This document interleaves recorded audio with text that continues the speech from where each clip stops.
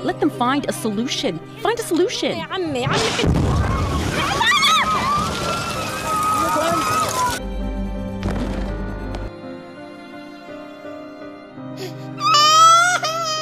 ایک چھوٹی سی گلی دھول اور پتھر اور ایک باپ اپنے بیٹے کو سینے سے لگائے فرانس 2 ٹی وی کے کیمرہ مین نے وہ لمحہ ریکارڈ کیا اس نے پوری دنیا کے سامنے اسرائیل کا چہرہ بھی صاف کر 5 جون 1967 کی اسرائیل اور فلسطین کی جنگ کے بعد اسرائیل نے فلسطین کے 3 اہم علاقوں پر قبضہ کر جس میں ویسٹ بینک، غازہ اسٹرائپ اور گولان کی پہاڑیاں ہیں۔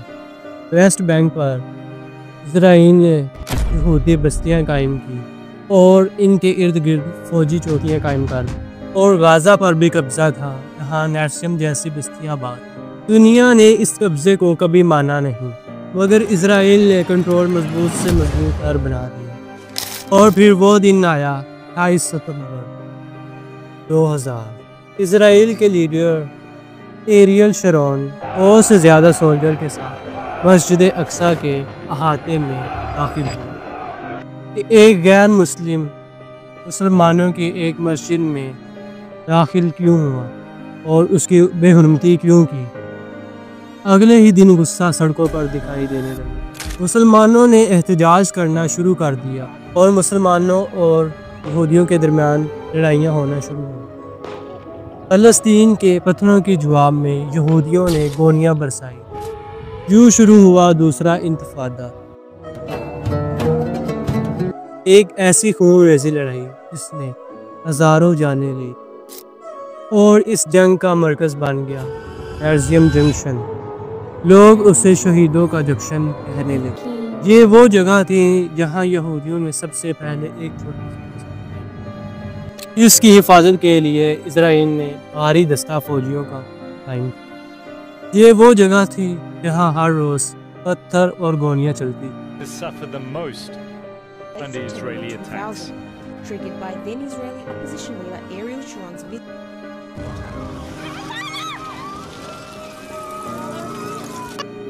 ستمبر 2000 فلسطین کی ایک صبح جمال الدورہ اپنے بیٹے محمد الدورہ کے ساتھ کار میں نکلے تھے۔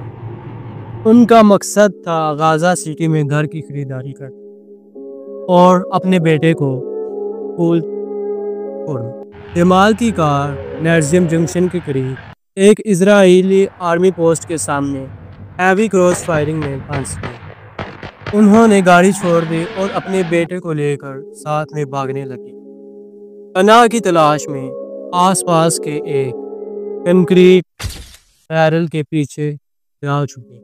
اس دوران فرانس 2 کی ٹیم غازہ سٹی کی کچھ رپورٹ لینے کے بعد وہاں سے آ رہی تھی۔ جب یہ لوگ نیرسیم جنکشن کے قریب پہنچے تو اور دیکھا کہ ایک باپ اور بیٹا کنکریٹ کے بیرل کے پیچھے پھنس گئے۔ جرنلسٹ چارلس اینڈرلن اور ان کے کیمرہ مین طلال ابو الرحمان نے سوچا کہ یہ ایک امپورٹنٹ سین ہو سکتا۔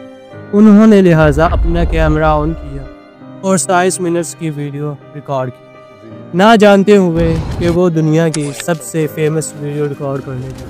جبکہ جمال الدورہ اپنے چھوٹے سے بیٹے جو کہ 12 سال کا محمد الدورہ تھا ان کو ایک ستون کے پیچھے پناہ کی تلاش میں بیٹھا۔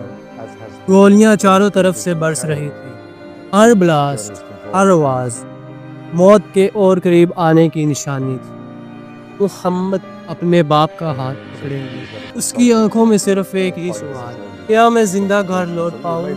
اور پھر سب ختم، ایک گولی، ایک چیخ اور محمد اپنے باپ کی گود میں ڈھیر ہو۔ کیمرہ مین کی چیخ سنائی دی، بچہ مر گیا۔ وہ منظر پوری دنیا میں آگ کی طرح T V channel, news paper, فلسطین کی گلیوں میں بھی سب جگہ محمد الدورہ کی تصویر چھا گئی۔ محمد ایک انسان سے زیادہ سمبل بن گیا، وہ سمبل جو فلسطین کے ظلم کے خلاف چیخ اور معصومیت کی قربانی کا نشان بنے۔ اسرائیل نے خود کو بچانے کے لیے فوراً کہا شاید یہ گولی ان کی طرف سے نہیں ہے۔ Created by a Palestinian cameraman, Talal Abu Rahma, that you will hear later.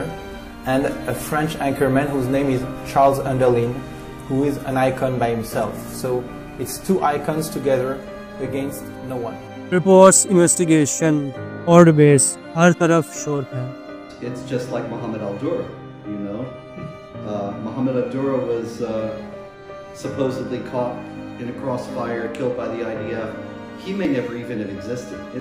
کچھ نے کہا فوٹیج نکلی تھی تو کچھ نے کہا فوٹیج اصلی. September 30th, 2000 was misleading. France 2 نے کہا فوٹیج اصلی تھی. کیمرہ مین طلال ابو رحمان خود ویڈیو ریکارڈ. اصلی سچ یہ تھا کہ ایک 12 سال کا مسلم فلسطینی بچہ دنیا کے سامنے شہید ہو گیا اور اس کے ساتھ انسانیت کا ایک حصہ بھی دفن ہو گیا. اس کی تصویر فلسطینی بچوں کے لیے ایک یاد ہے کہ ظلم کے خلاف آواز اٹھانی. دنیا بار بار پوچھتی ہے کہ فلسطین کیوں لڑ رہا. اگر آپ کا بچہ آپ کی گود میں شہید ہو جاتا ہے اور دنیا صرف ڈیبیٹ کرتی تب مزاحمت انسان کا حق بن جاتا ہے. محمد الدورہ کی شہادت ایک تصویر سے زیادہ میرر ہے جو انسانیت کو دکھاتا ہے ہم کتنے بے بس ہو گئے. 25 سال بعد بھی غزہ میں وہی منظر بار بار دہرایا جاتا ہے. محمد الدورہ کی کہانی صرف ایک بچے کی شہادت نہیں، یہ انسانیت کا درد ہے. غزہ آج بھی خون کے آنسو رو رہا ہے اور دنیا کے سامنے صرف ایک سوال ہے، آپ اس کے ساتھ کھڑے ہیں. آپ کی آواز، آپ کا سپورٹ بچوں کی زندگی بچا سکتا ہے. اگر آپ لوگ غزہ کے ساتھ ہیں تو اس ویڈیو کو لائک کریں، میرے چینل کو سبسکرائب کریں، کمنٹ میں لکھیں جسٹس فار